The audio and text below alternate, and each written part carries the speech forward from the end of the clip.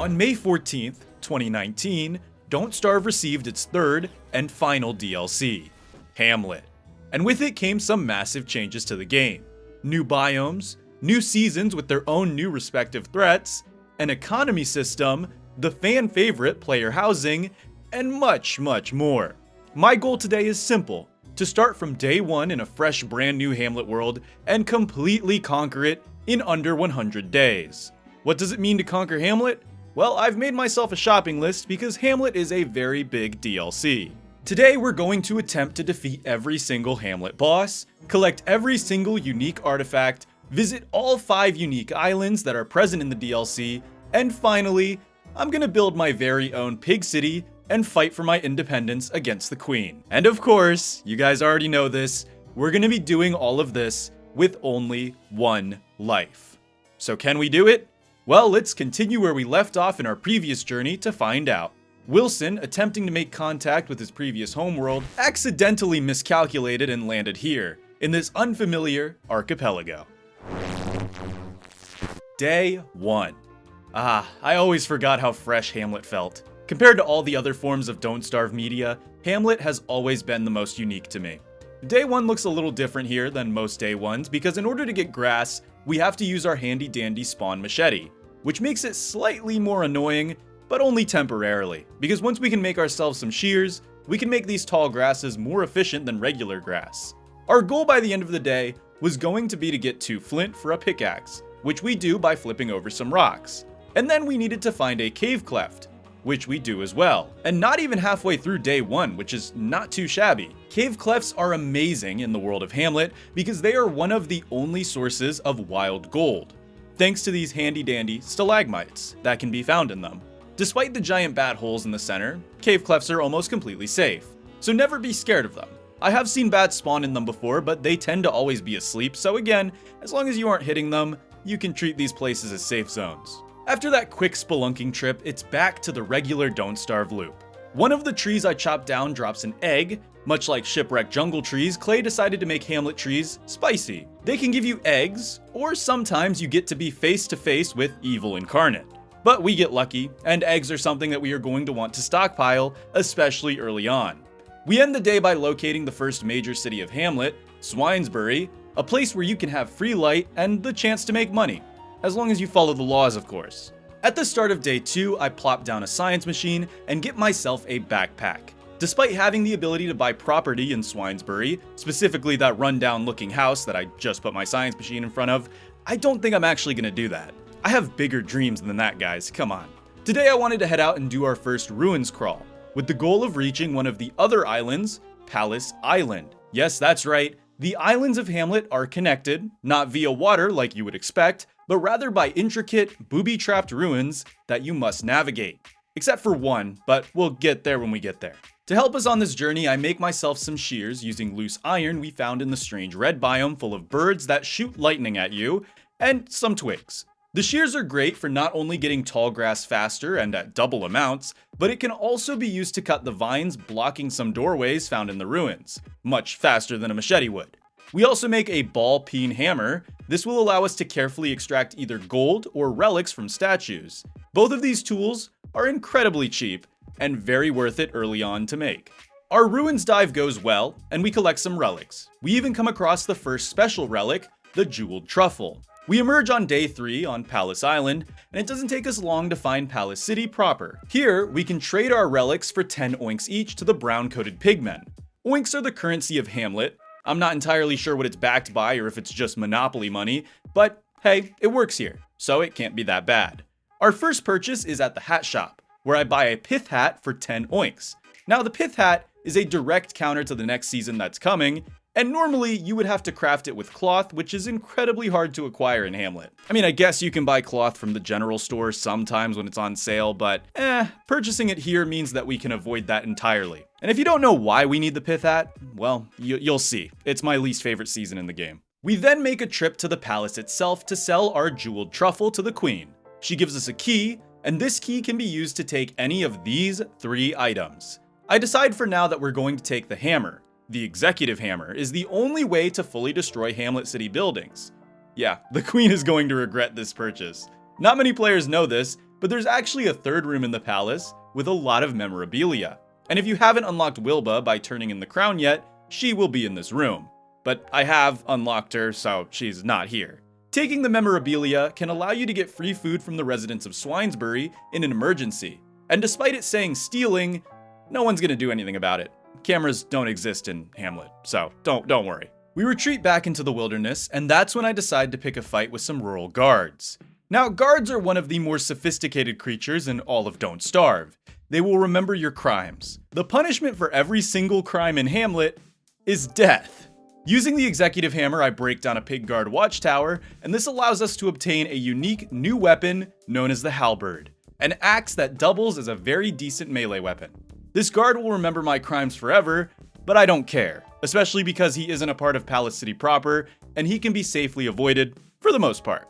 Oh yeah, and we almost get robbed on our way out of the city, but I very quickly wallop him with my handy-dandy self-defense torch, just as our founding fathers intended, of course. After stealing 3 baby mandrakes from the Mandrake village that also happens to be on Palace City Island, because we're the good guys, we make our way back to our original island, and for the rest of day 4, we don't do too much that is, well, what I like to coin YouTube engagement worthy. It's all mostly gathering resources and the sort of boring stuff. We do get an alchemy engine down though, and that's good. On day 5, however, I was planning to have some fun, because I set my sights on our very first boss of this run. Yes, on day 5, the Pugilisk. The Pugilisk is a boss that has such a good design that Clay had to add it to Don't Starve together. Many years after the fact. But either way, it's a boss that rewards you with a nearly limitless source of food, if you know how to manage it. But before we go after the big ol' snake dude, we need to prepare. We defeat the beefalo of Hamlet, the hippopotamuses, to get ourselves some meat for both a hambat and for general food purposes. Then we get ourselves some log suits, and it was time to brave our second set of ruins, which would lead us to our third island, Pugilisk Island. Down in the ruins, we don't find the exit, but I do find something else interesting. Another special relic, the Blue Sow. After masterfully engaging in combat with a bat and not taking any hits whatsoever, I realized that I forgot my ball-peen hammer at base. And me, being stupid and not realizing that I literally had the resources to make one in my inventory, decided to save it for another day. My brain is so large, I swear. Our health was getting tragically low, so it's time I share with you guys my favorite early game healing source in Hamlet. In that smooth yellow biome known as the Savannah, not to be mistaken with that place in the regular Don't Starve world with all of those silly cow guys, you can come across a green spiky plant. This is aloe, and much like the real world, aloe in this game is very nice for a quick heal. Raw aloe provides 8 health, which isn't a whole lot, but you don't have to cook it or do anything fancy to get that 8 health, so it's nice, especially because butterflies are very rare here, thanks to the lack of regular flowers and whatnot. Eventually, once the rainy seasons do start, flowers will start populating your world, but this is a great transitional heal source. With our health looking slightly better, I decide why not, let's go fight the Pugilisk. We may not be in the best shape, but what could possibly go wrong? 70 health Pugilisk battle? Guys. And no healing items either. I mean, we have meat, which is technically a healing item, it just will make us go insane. I believe in us. I think we could do a day 6 Pugilisk. I might make it happen, guys. Okay, we'll keep the mandrakes just in case, and we'll throw on our log suit. All right, everybody. Without further ado, this is Pugilisk with 70 health and no healing items. I'm pretty confident in my abilities here because we have double armor. We have less football helmets than I would like. If our football helmets break, we might be in trouble, but then he'll be doing 4 damage a hit. As long as we don't get hit by the tail or the head, we're good. All right, everybody. This should be fun. It's Pugilisk time. He has such a cool intro. All right, Pugilisk, let's get to work. Let's see, we just got hit by the ground pound.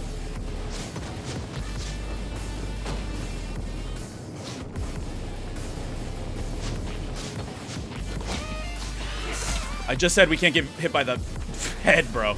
I just said we can't get hit by the head. Throwing so hard right now. He's coiling up, which is bad for me.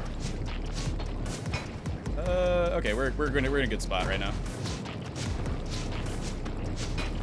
We need to get him to circle around the fountain. He's not gonna circle here. He's gonna go back. Need to get him to circle around the fountain. We're good. Is this defensive? Already? Okay. I'll take a early defensive. Don't tell me that hits, bro. Don't tell me that hits. I might get out. I might get out. No, I don't get out. Okay. He's in defensive, though. I've got to get more, gotta get more hits in. Sometimes you don't get that sweet, sweet hit reg, but it's okay. Oh, this is gonna be a big one.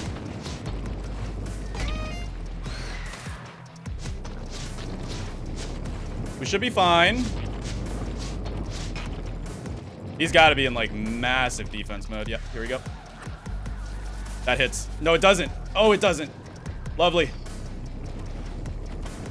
Okay. Go for this guy. We'll take this hit. We'll take this hit. It's fine. 60 health. He does 1 damage per... I might get out. Oh, come on. Get out, Wilson. Yes, go, Wilson. You are a goat. I don't get a hit there, though. Let's see. 60. I'm going to take... Stupid frog might hit me. We get a double hit there. 1 football helmet down. Mad unfortunate. Closing in. Double hit there. Come on, this is it. This is it. This is it. Nope. We don't take any extra damage there, though. Come on, you're so... He's got to be close. He's got to be close. Back up here. He's in, darn it. Okay. We take this. We eat that hit. Fine, it's fine. 87%. God, we cannot get a hit in here. He's gonna keep coiling up in defense.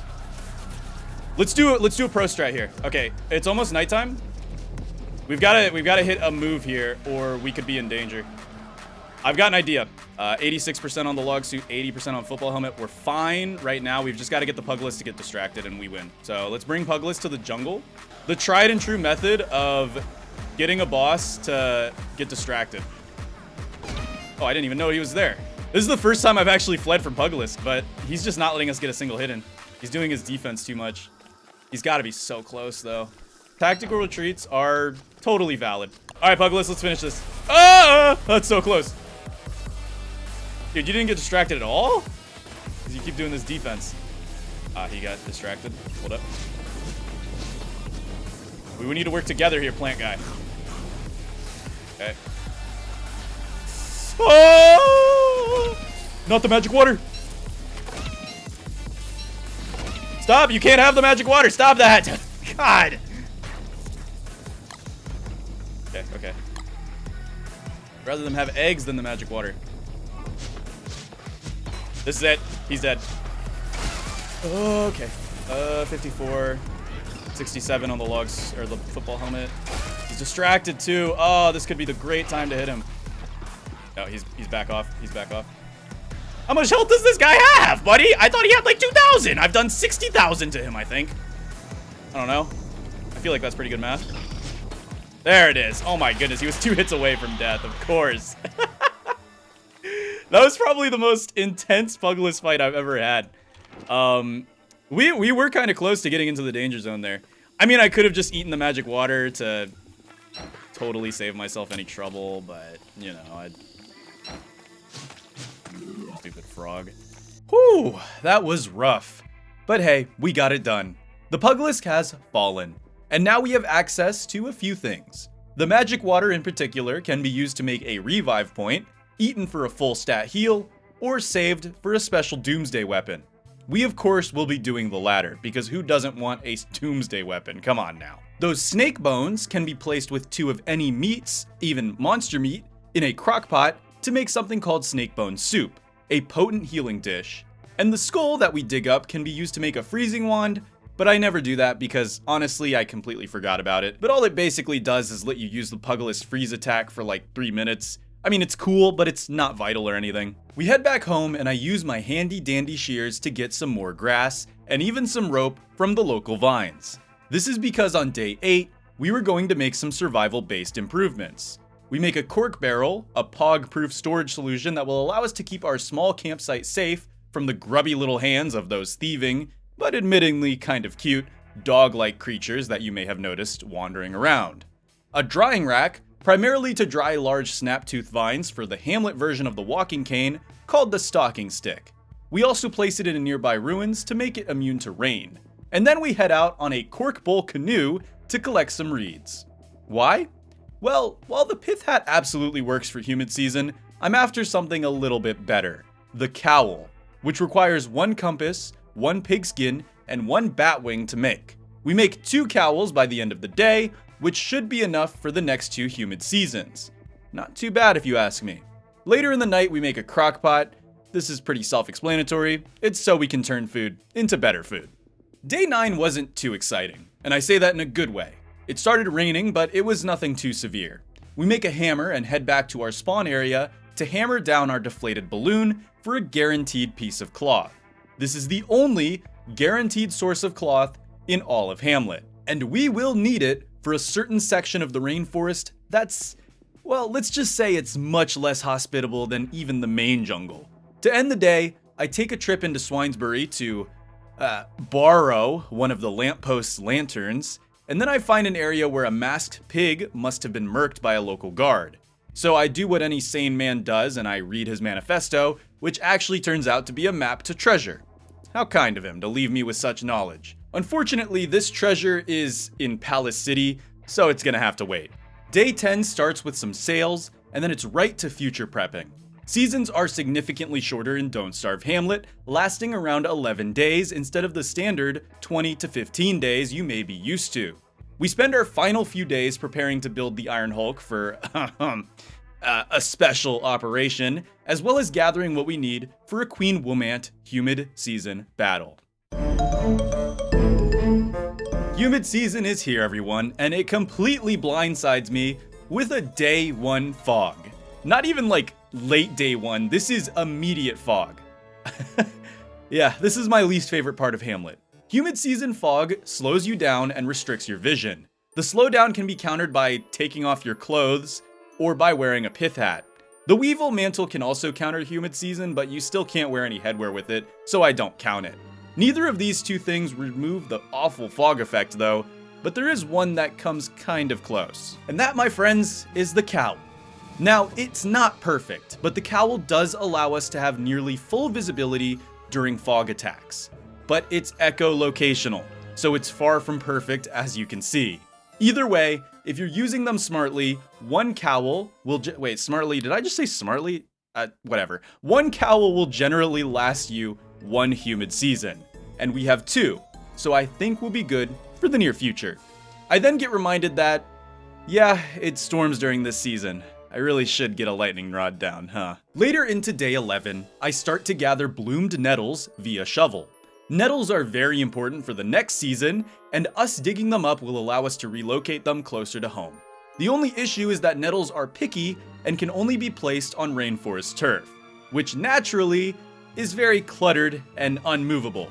There is a workaround to this, but that's lush season talk, so we'll get to it when we get to it.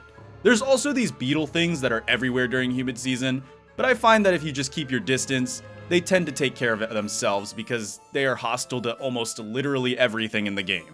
Alright, enough doom posting about humid season. It sucks, but it's not impossible to make progress. In fact, let's go fight a boss who's unaffected by anything humid season related. The Queen Womant. This is a stationary summoner boss very similar to Crap King from Don't Starve Together, except like 70% less intimidating, especially because you don't have to fight her on a flimsy little wafer that seems to break to a sneeze. Navigating to the Queen Womant through these mant nests is incredibly easy. Regular mants will simply not bother you if you just stick to the edges, and once you get to the Mant Warrior sections where the queen resides, it's pretty much the same. The only difference is Mant Warriors have a higher aggro range and no warning period, so you may take a few hits. That's why you should always bring armor and double up on armor. Eventually though, you'll reach the queen herself, and an epic battle will ensue. I don't know if you can call it epic, but it's a battle. Here you go, just watch it. I'm more worried about getting out than I am actually fighting the queen. Let's go for it. Okay, we don't want to do too much damage. We don't want her to do her little 3 eggs? That sucks.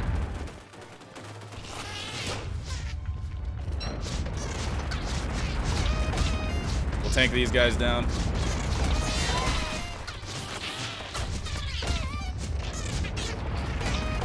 Ow.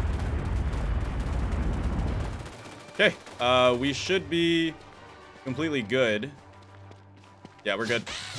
Let's go for it.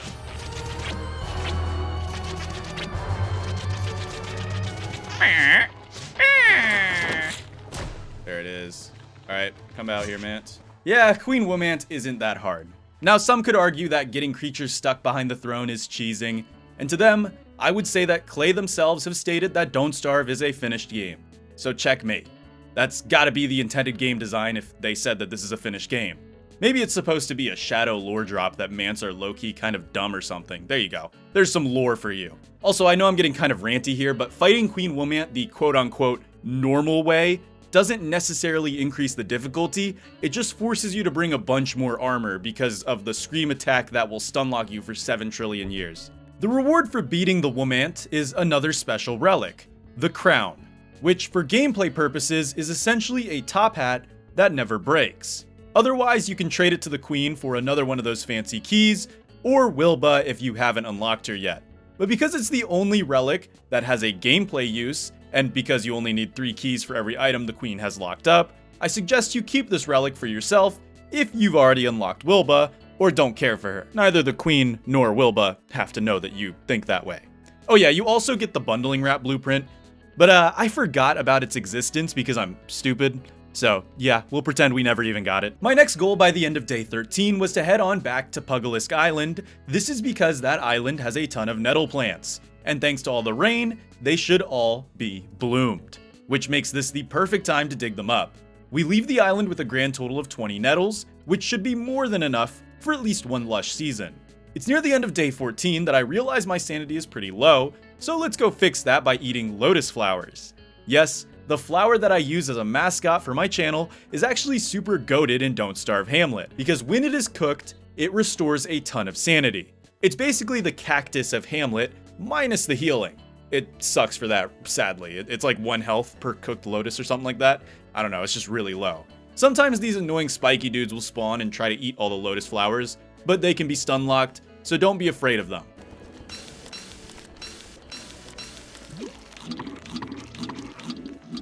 Ah, look at that. No more blurry screen. My next goal?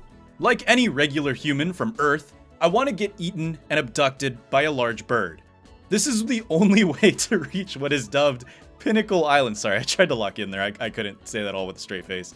Anyways, it's the only way to getting eaten by the BFB is the only way to reach Pinnacle Island, one of the 5 islands, and that will leave us with only 1 island left to find. The problem is, the BFB, the bird that transports you, is very finicky about their spawn conditions. Thankfully, we can make this bird whistle thing out of a hippopotamus antler and some quills from the platypines, and this will spawn the BFB at will. Unfortunately, BFB won't abduct us during the fog, so we wasted one of our uses. That's okay though, because you get 5 uses. Let's go be productive while we wait for the fog to end and make some sales in Palace City.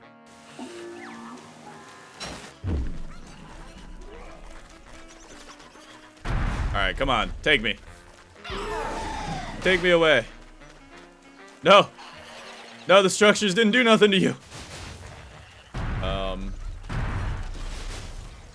So, you might have bigger fish to fry, my friend.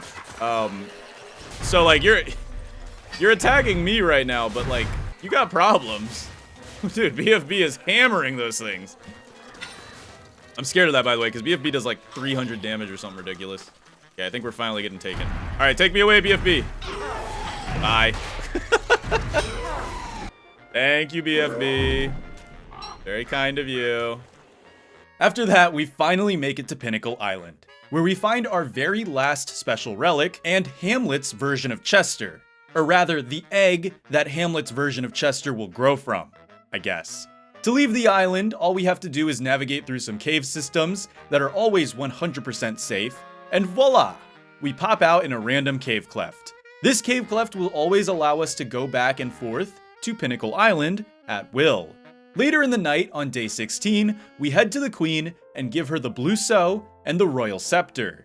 This allowed us to get the remaining 2 relics, the Key to the City, and the Can of Silly String. The Key to the City is the most important part as it will allow us to build our very own city.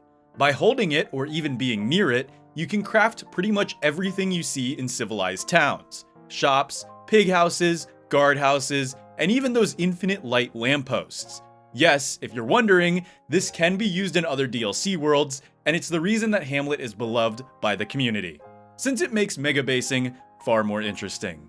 The Can of Silly String is used to make the Skyworthy, which will allow you to traverse between the worlds of Shipwrecked and Reign of Giants, but this is a Hamlet video, so we won't be using that. Yet, at least. I just got it so that we could say we got it. Day 17 was spent resting and repairing. A lot of time now was going to be spent pretty much waiting for Lush season so we can utilize the Iron Hulk, Hamlet's most difficult boss, to do us a favor. We can't safely allow the Iron Hulk to roam while fog is around, but that was no excuse to be lazy. I decided to become a homeowner on day 18, which gave us access to our very own, fully customizable interior. And then I began to prep out the area where I would found my new city, the name of which would be Hamletopia. So, ladies and gentlemen, welcome to Hamletopia. Yeah, it's not the best yet, but we'll get there. The rest of Humid Season was spent slowly, and I mean very, very slowly, building the Iron Hulk. It's like the shadow pieces if you couldn't use Beefalo. And I guess you can build it anywhere. You can't really build the shadow pieces anywhere, but you get what I mean. You have to build this boss, and you have to lead its parts all together. It's so awful. I really wish Iron Hulk was easier to spawn. Yes, I know you can make telelocator staves and all that, but I'm not getting all those purple gems just for this one thing. I mean, I could. We did. I don't know, man. Just let me complain. On day 22, it was finally Lush season. Now, a lot of people dislike this season, and on paper, it does kind of suck. Bramble vines grow everywhere, blocking you from going most places, unless you hit them and take some damage. Strong winds from Shipwrecked make a comeback, only this time if things fall off the edge of the map, they are gone forever. And, oh yeah, I guess I forgot to mention, unless you're playing as Wormwood, you're going to suffer from something called allergies a few days into the season, which will make you sneeze, lose sanity, and drop random items every time you do sneeze. But honestly, I would take all of this over Humid Season fog any day. As for what we do on our first day of Lush season, well, we get a Bramble Bulb, and these are important crafting ingredients that will let us either make movable jungle turf for nettle planting or ender chests. And then we continue setting up the Iron Hulk because tomorrow, we were declaring war on Swinesbury.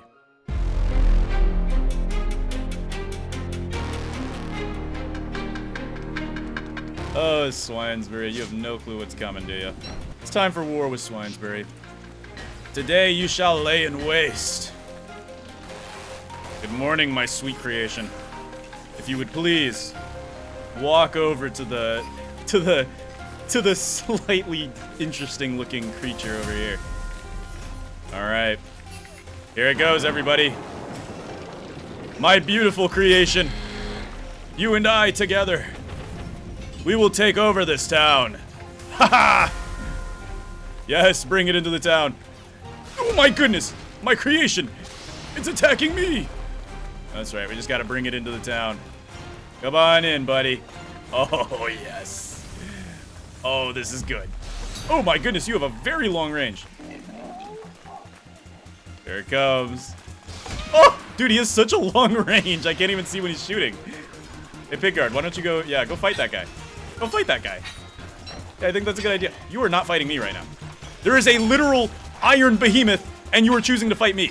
I'm just here to break your house.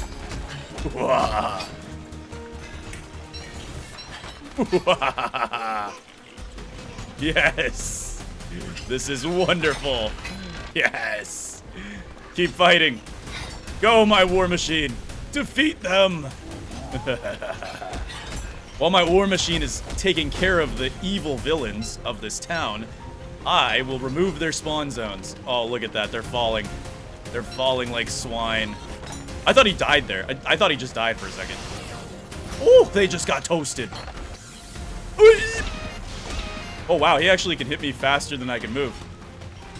Darn it, I couldn't break that watchtower. Break down a few more guard towers.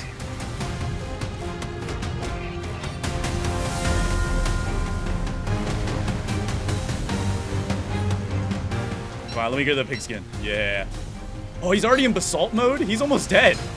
We need to get more guards in there. Oh, big boom. All right, let's go for it. Look, he's killing citizens. We might have gone a little too far, guys. Oh, crap. Swinesbury's almost demilitarized, but at what cost? This might actually be the rock farming method. Oh my goodness.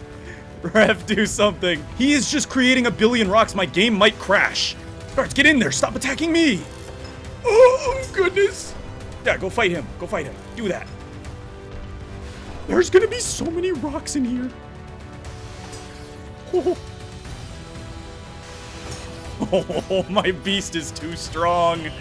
Okay, let's get away from here because he might land on us. Oh. Oh. Yeah, that's the 400 damage attack. Ooh. Okay, no, he's not on us. He's not on us. We're fine. We're fine. Bait out an attack from him. Grab the last of the pigskin. Oh, they're mad. So this might just be like 1,000 rock farming method. Big guards. Oh, he just died. Did you guys hear that nuclear explosion? He just died. Who killed him? Who's responsible for this? Darlington? With that, not only have we practically wiped Swinesbury, we also technically defeated the Iron Hulk with it. Now look, I know, I didn't even land a single blow on the behemoth, but would you rather have watched me fight the Iron Hulk mano a mano, or destroy an entire city with it? Exactly. This was the more entertaining and profitable option. The Iron Hulk's defeat rewards us with infused iron and the blueprint to craft our very own Doomsday weapon, which will cost us the infused iron and the magic water that we got from the Pugilisk. That Doomsday weapon is called the Living Artifact, but we're gonna hold on to that for something special. Now all we had to do on day 25 was come back and clean up the remaining guards to fully demilitarize the city, claiming Swinesbury as our own to do what we please with. Oh yeah, we also started that whole sneezing thing, which we've been keeping at bay using nettle rolls, which are cooked in a crock pot with 3 nettles and 1 twig. Meated nettles are another option that are good if you have a lot of meat though, as they stretch out your nettle supply. Meated nettles, if you don't know, cost 2 meat and 2 nettles, so there's that. I didn't have anything quite planned for Swinesbury yet. I was just going to let it stew in lawless anarchy for a little bit, because my intents were now at saving the world. It's well known that Don't Starve Hamlet introduced with it a sort of apocalyptic event known as the Apocalypse, where everything becomes blood red and life becomes relatively unsustainable. The only way to avert this is to travel to the one island we haven't traveled to yet, called Herald Island, and the problem is that the ruins to get to Herald Island are located in a place called the Poison Rainforest, which will require us to wear a gas mask to traverse. All we needed for the gas mask was peacock plumes, so on day 28, we chase down a peacock and get said plumes, and then with cloth, plumes, and some pigskin, we make ourselves the gas mask. You may also notice that I have 9 gunpowder on me. Remember those eggs that we collected all those days ago? Well, that's what they were for. The Apocalypse calendar, the machine that we need to find to stop impending doom, is going to be behind a suspicious crack in the ruins we find on Herald Island, which requires explosives to access. I usually suggest bringing at least 3 gunpowder to find the calendar, but any more to be safe is a phenomenal idea. We locate the Poison Rainforest, I don my mask, and that's when I realized that Clay really cooked on the ambience for this biome. Just take a listen.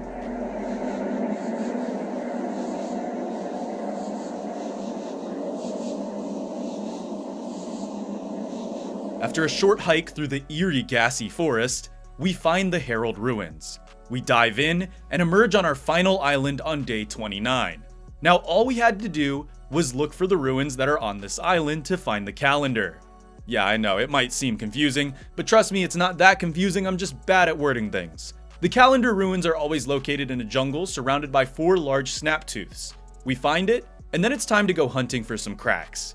Our first crack led us into the treasure room. Well, not the treasure room, but a treasure room. You get these in every crack almost. It's not bad, but it's not the calendar. I also get baited into thinking this crack led anywhere, but it didn't. So we wasted 2 gunpowder. The third crack was the calendar. And here it was, the doomsday device that could either save or end our world. Now, as much as I would love to simply rewind the clock and stop the apocalypse, we also need to defeat a herald or 2 for the drops, so let's go ahead and start the apocalypse. Alright, apocalypse is coming. Avast ye scurvy mateys and get ready, the apocalypse it's coming. The end of days is almost nigh. These only give you rocks. Okay. There it is. And now, we're pretty much playing a waiting game. We're gonna kill the herald, but it depends on if the herald's gonna come for us first, or if the bats are gonna come for us first. One or the other is gonna come for us first. Yep, we got bats. Alright. And herald at the same time as bats. Like, worst case scenario. Literally worst case scenario. Okay, let's just get the bats away. Alright, here comes the bats. So if you've never seen an apocalypse bat wave, well, here you go. Get ready, my friends. They multiply. Yeah, there's a few of them chasing us right now. But bats are very easily manipulated. You just literally have to go around and away. Is that another bat wave? Is that a double bat? What? I just got another bat wave. Are you serious? What's happening? Why'd I just get 2 bat waves in a row? Oh my goodness. Okay. Well, thank you, game. Thanks. I did not know I would get a double bat wave. My stalking stick ran out, which really sucks, by the way. Yeah, once you go far enough away, they de-aggro, and they will go back to where they spawned on you at. Alright, we're done with this. This is ridiculous. The bats are ridiculous. They're more dangerous than the herald, by the way. Hopefully his first spawn isn't shadow creatures. It wasn't shadow creatures. We're good. Alright, here goes.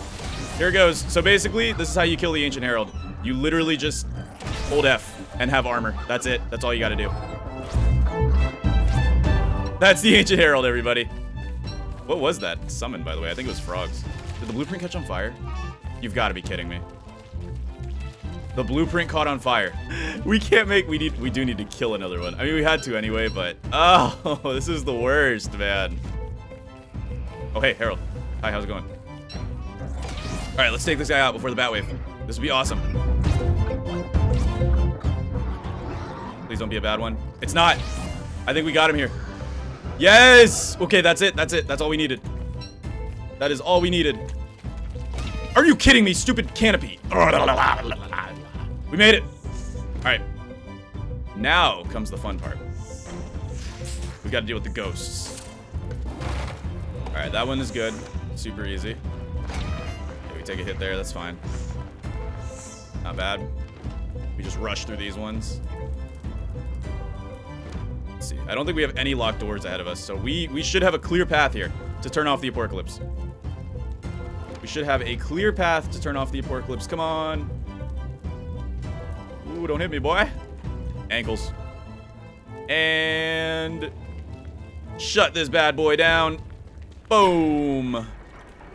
No more apocalypse. With the apocalypse conquered, now all we had to do was return every 50 or so days to keep the calendar in check, and we would safely be apocalypse free for the rest of this run.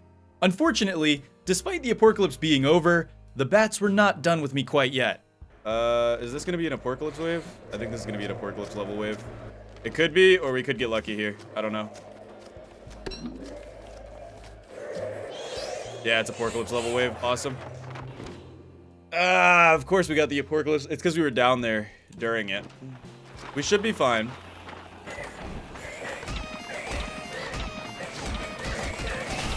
Buddy. Okay, bro. We do not need to stun lock me. What are we doing? Great, we're getting sneezy too. This is a really bad situation. Actually, this is a really bad situation. We're on the log suit. We need the armor right now. Go for it.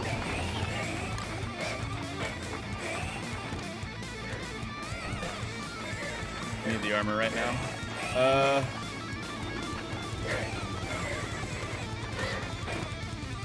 Let's go back down into the cave.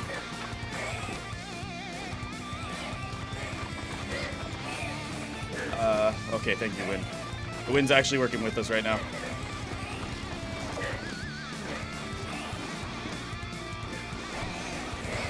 Go back down in here. Oh my goodness. Okay. Holy mother of... That sucked. That was horrible. I had to go into panic mode there. See, the problem is the bats they reached what I like to call in single player Don't Starve, and really in Don't Starve Together as well, but it's less common in Don't Starve Together because you can animation cancel. But entities, they'll do this thing where they reach what I consider critical mass, right? If you get too many creatures chasing you at once, they will reach critical mass and they will be able to hit you even if you're running in a straight line without a speed boost. Yeah, man, those Apocalypse bat waves are the worst. A lot of people fear the Ancient Herald, and I get that. But as you saw, he can be quite a pushover, especially if he chooses to summon frogs or meteors instead of ghost or shadow creatures. The bats, however, there's like 30 of them every single day. It's awful. But hey, it's over for real now. We don't ever have to deal with that again. We spend some time chopping tubers, which, oh yeah, I guess I failed to mention this.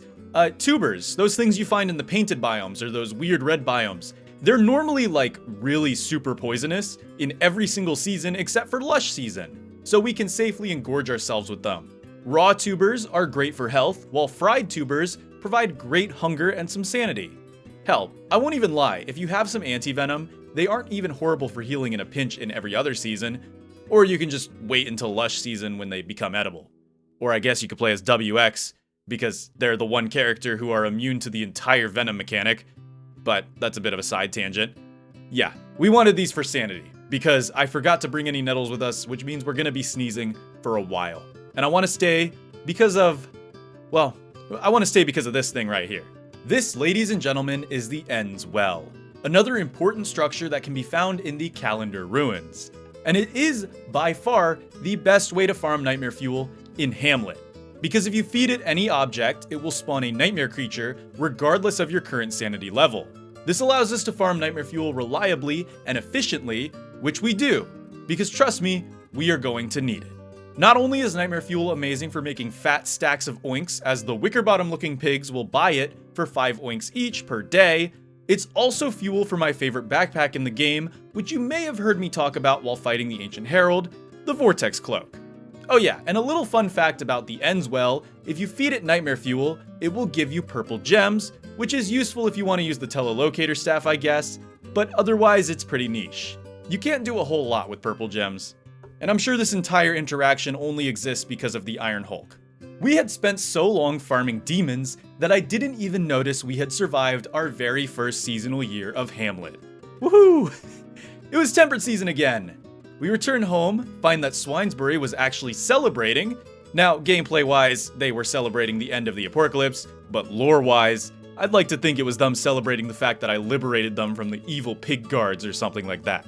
Not that I was gonna be nice, Swinesbury was simply under new management. We get a bat wave near the end of the day, and look at the difference when it's not the apocalypse. This is so much more manageable.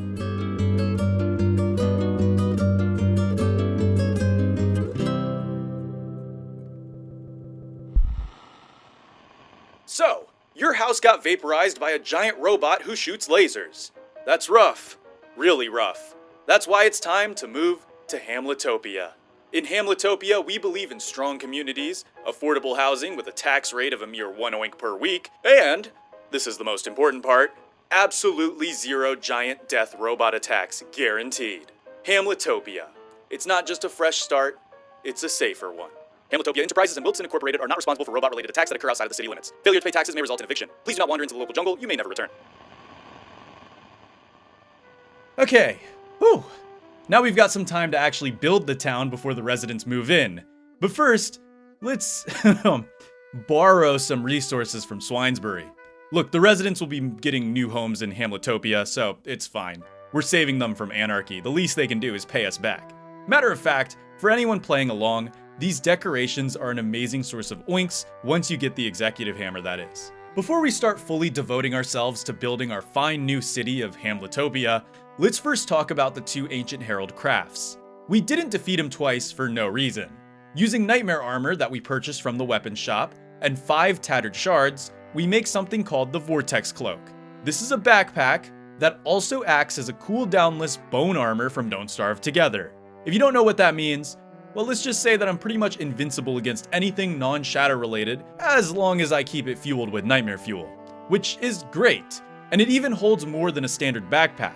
Then we make the other tool, using our bird whistle and some vortex shards. We make the nightmarish bird whistle, which can be blown to stop the BFB from ever spawning again, ensuring the safety of our new city, since, as you may remember, the BFB is kind of destructive. Alright, now let's focus on the fun part, building Hamletopia.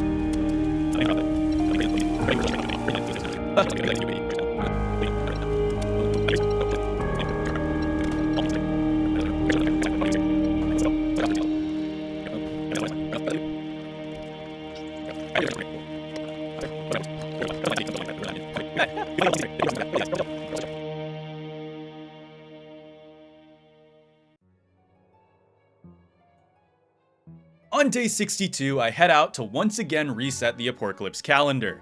This time, stopping by the final unique ruin structure to grab one of the last unique relics of Hamlet. Only this one can't be traded to the Queen for anything, the Pheromone Stone. Now for a normal player, this thing is completely useless. Literally all it does is let you tame Mance temporarily and understand what they say slightly. So it turns Mance into slightly worse pigmen. But hey, we had to say we got it to say we fully conquered Hamlet, and so there you go. We then reset the calendar on day 63, and by day 66, we had a thriving utopia. Now I will admit, I borrowed quite a few resources from Swinesbury, but hey, like I said, their residents were totally free to move into my new city, if they didn't want to be homeless. I really am just a great mayor, aren't I? Now building a city in this game isn't exactly necessary. The only real benefit is having shops close by, and of course, the weekly taxes that your citizens will pay you. But other than that, it's very niche and ignorable. The pigs here even have a higher quality of life, as we have air conditioning on the streets. Those oscillating fans will prevent you from getting wet and suffering from hay fever within a pretty large radius. Of course, we still had a slight problem. The Queen. Swinesbury was just the start. I wanted a truly independent Hamletopia. And in order to achieve that, well, the Queen had to fall. So Operation Independence was a go. On day 68, the start of the second mild season, I go on a bit of an espionage mission. Well, this isn't really espionage, I guess it's more sabotage, because we go in there to break down most of the Palace City defenses. This would allow us to ensure that the guards that we kill in the war stay dead. And then I had to make up some security contracts for 10 oinks each. This would allow us to take our Hamletopia army that we've been building straight to the palace. Also, I had made a bit of a secret weapon that we'll be using to help us in our War of Independence. People of Hamletopia, I speak to you not as a ruler, but as a neighbor. We are a city built not on marble and mandate, but on the goodwill of the people. The shared burdens that we all suffer through bind us as one. We paid our dues to the crown, obeyed the edicts of the crown, and trusted the crown entirely. And we were answered with neglect. Queen Malfalfa rules from Palace City, where her life-changing decisions are made far above the ground that they scorch. From the untouchable marble palace comes the taxes that tighten, the laws that harden, and of course, the silence that follows every plea for help. My people, I ask you to look honestly at what the crown has ever done for you. That's right, nothing. Today, the new Republic of Hamletopia formally declares its independence from Queen Malfalfa and from the authority of Palace City. Most importantly, we do not declare war on our fellow citizens living within the capital. Those of you who are affected by the war or who simply share our values can find a home here in Hamletopia. Long live the people of Hamletopia. And long live those of you who leave a like and subscribe if you haven't already.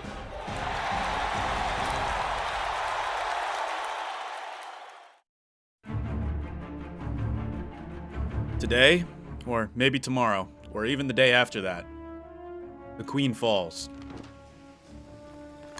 Let's go. My army, my people. Long have we paid taxes to a queen that has done nothing for us. Not a thing for us. Today, that changes. Come with me, my loyal subjects. Hold up. Gotta help you guys through here. It's okay. It's alright. Charge! We're in the home stretch, men. This is it. Let's do this. Alright, I'm loading my gun. Team, to me! Quickly! You must defend me! Yes! My loyal army! Fight! Fight to the very last drop of blood! Yes, here we go. Alright. I'm taking my shots.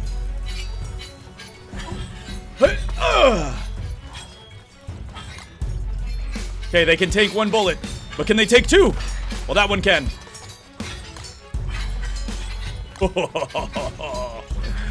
Yes, fight them.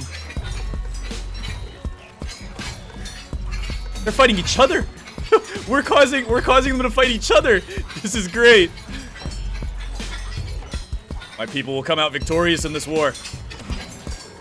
Okay, that one just attacked me, but he was wearing my clothes. There's a lot more of them than there are us. This is not good. This is not great.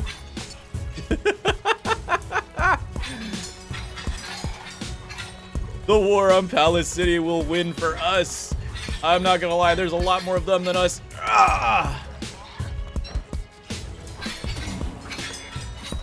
I'll fight alongside my men. Come on, you ate a bullet. You should be dead. Alright. Who wants some?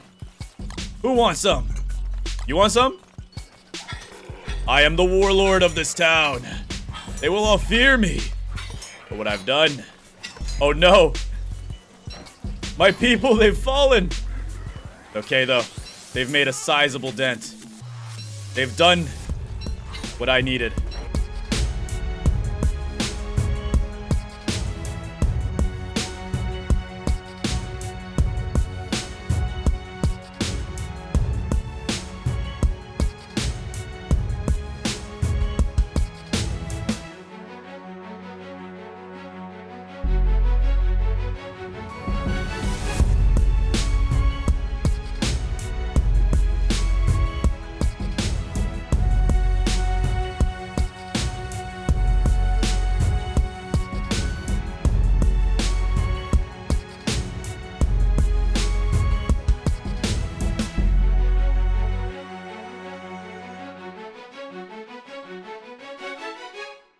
Ladies and gentlemen, it is on this day, day 72, where I have proudly conquered all of Palace City here.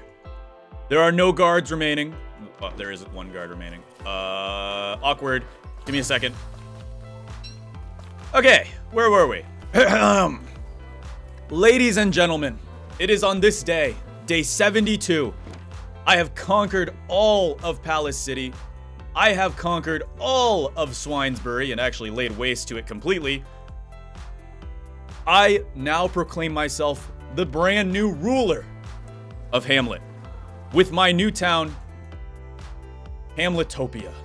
Our new town of Hamletopia is going to be the supreme ruler of these lands. And no longer will we be subservient to a queen who does nothing for us. Madam, I bid you farewell. How did you not die? I shot you with a gun! You need to die! Uh-oh. Look what she just called me. You see what she just called me? This is exactly why you're dying. It's over.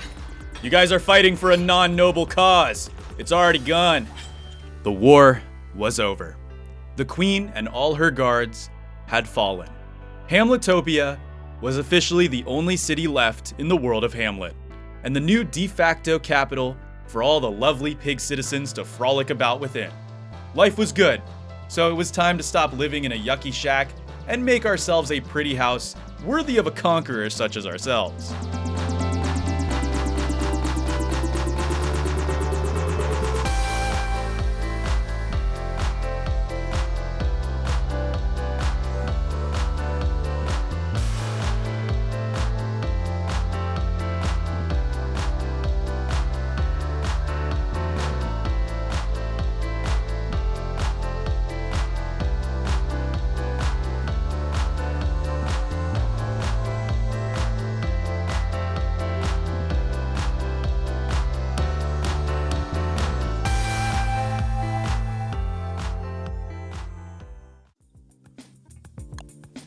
Hello everybody, and welcome to my house walkthrough.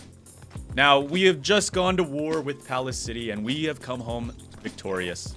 Our city is now independent. We are the supreme rulers of all of Hamlet. Hamletopia will forever be in the history books as the good guys, right? We're the good guys. But anyways, I had to give myself a beautiful house, and here it is. So we've got right here our great little living room. Here I can rock on my rocking chair or use my oscillating fan. And it's overall a very nice, clean living room. And then over here we have my kitchen, where I can do my cooking, which is cooking. And we got our little dining chair right here. I know, it's a small life, but it's okay. In order to be a good ruler, I need to live like my people would. There is this room here, but we don't talk about that because it's kind of a mess, but yeah. Now it was time to fully integrate Palace City into our own city. Operation Cleanup would involve demolishing all of the houses, shops, and decorations within the city. This would allow us to afford even more housing in our city and nudge the more reluctant citizens of Palace City to maybe come give life in Hamletopia a chance. Before I knew it, the day counts were rising rapidly, and I couldn't have been more proud of how our fine city had turned out by our 100th day survived. Which is day 101, by the way, because you start on day 1. So, yeah. Anyways, welcome everybody to Hamletopia. This is my beautiful city that was forged in blood. Alright, I'll be honest, our past is not a peaceful one. We waged war with the local cities of Swinesbury. We claimed our independence in a war against Palace City. And now, it's time for me to take my taxes. Wait, what? Why do only these people pay taxes? Are you gonna pay taxes? Gladstone, the female? Interesting. But anyways, welcome to Hamletopia. Now, Swinesbury is a bit of a mess. We took them out. We cleared them out. They're gone. All right, we've annihilated Swinesbury. They were our rivals in the beginning of this grand scheme war type deal that we had, and we took them out pretty early in our run. Nature has slowly reclaimed their land. Now, Palace City is a more recent development, but we flattened them. As you can tell, there's no houses left. There's nothing left besides the palace, but we can't even destroy the palace. Now, there's a few guards on the outskirts, but I don't care about them. They're fighting for a cause that's already gone. I mean, the city's gone. There's nothing salvageable there. They can keep their outskirts. I'm never going back to that island again. But Hamletopia here, we've got everything. We've got a wonderful nettle farm right here. Now, it's not finished, sadly. 100 days is not long enough to get all of the bloom we needed. It's mostly finished. I mean, we get enough nettles to survive lush season very easily with this alone. We've got our outskirt pigs, kind of like our suburbs out here. Got a small little farm, lightning rod. You know, it's a nice little dock town here. You know, we got the boat. We've got lamps all over the place to keep it all lit up. And then you get to the entrance to the city proper. So you walk into Hamletopia, and look at how dense this city is, man. We've got every single trader you could possibly have in the game that's craftable. We've got the floral arrangements, the fine grocers, the deli, the hat shop, the general store, the weapons shop, even the tinkerer's tower. Like, we've got it all here. We've got rows upon rows of houses, mostly refugees from our war against Swinesbury and Palace City. You know, they love me so much. I conquered their town. They came here. They lived with me. I've been a good ruler. They all seem pretty nice. They like me. I keep them well conditioned with our oscillating fan system to stop the hay fever and the wetness from building up, which, by the way, these oscillating fans, dude, I love them. Watch this. See my wetness meter? I probably already told you guys in the video, but... Oh, look at that, man. That's so good. But anyways, it's been a long run. It's been a great run. It's been a wonderful run.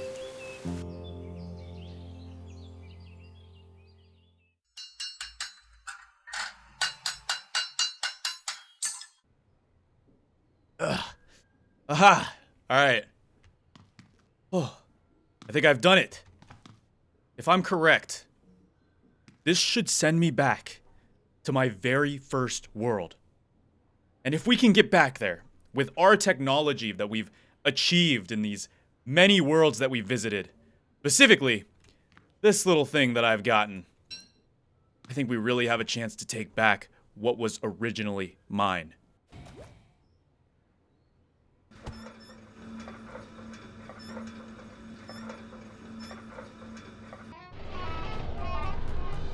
We're home! We're home! Oh my goodness! It's been so long! I know exactly what we have to do.